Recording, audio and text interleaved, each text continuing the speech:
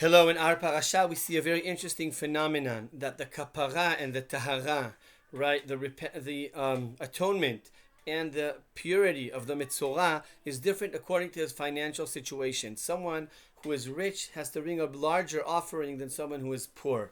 And we can learn from this, I think, two important aspects.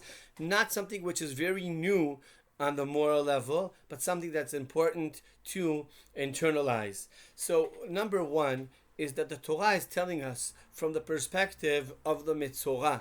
What's important is the effort. We're talking about a person who has been excluded from Am Yisrael, someone who has been excluded from the Mikdash, and now he is returning to Am Yisrael. He is returning back to his home. He is returning to the world of the Mikdash. What kind of an effort is he willing to put into it? And then the question is not what was the actual offering brought, but what big was this person's passion towards this? How much does a person actually want to return? And according to that, how do we see that? How do we measure that? By the amount of effort a person actually puts into it. And someone who is rich, so we demand a bigger offering because we demand a certain level of effort, and that appears only on a bigger offering. Someone who is poor, so it's a lower level of an offering, a lower size of an offering, but the effort is the same level. Because what we want is a person is to really want to come back, to return to Hashem, to return to Am Yisrael, to return to his family. And that's very important. The second aspect that we learn from this is sensitivity. The Torah is sensitive. The Torah does not want to leave this person out of Am Yisrael to exclude him. You can say, well, it's your problem. You spoke Lashon Hara. You were punished. Now I don't know, these are the consequences. Live with it.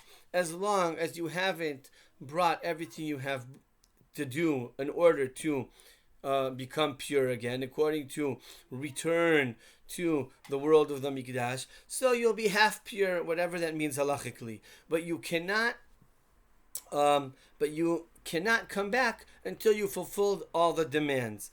And the Torah is sensitive. And the Torah says, no, there's someone who is poor, and we can't leave him outside of his home for so long. We can't keep him away from the Mikdash for so long. We need him to return. How are we going to do that? We're going to come and lower the bar of what the sacrifice is, but we're not going to eliminate this process, but rather we are going to make sure that he puts an effort, but an effort that is on his level, something that this person can actually do. And to do now, we're before Pesach, and Pesach is a time where there are people around us, especially this year, that want to celebrate Pesach, but it's not always easy. It could be not easy financially. It could be not easy emotionally. Emotionally because of stress. Emotionally because of chas v'shalom, different ways that the war affected them. If it's someone from the family that they lost, if it's someone who was injured that they know, and if it was different reasons. So many reasons can come from this long war. And the idea that the Torah is saying to be part of Am Yisrael, to take part in the festivity of Am Yisrael is something important. You have to put an effort into it. But also Am Yisrael on the other side should be sensitive and come towards these people, open your hearts and realize that it's not easy for people always to celebrate that much, and be sensitive towards them. Shabbat Shalom, and later on Chag Sameach.